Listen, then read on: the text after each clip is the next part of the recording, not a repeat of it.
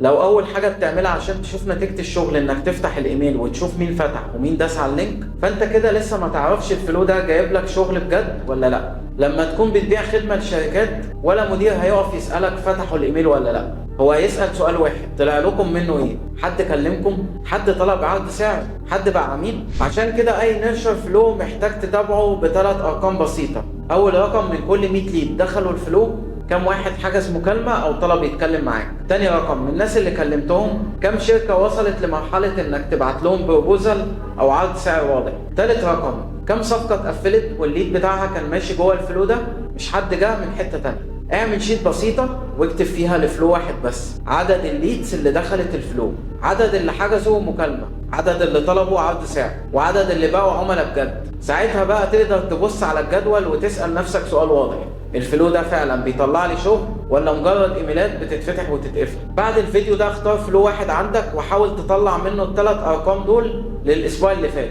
لو لقيت نفسك مش عارف تطلعهم، يبقى كده انت مش بتقيس الليد نيرشري، انت بس بتبعت ايميلات وخلاص. ولو حابب اشاركك تمبلت جاهز للجدول ده، اكتب لي في الكومنتس ماتريكس.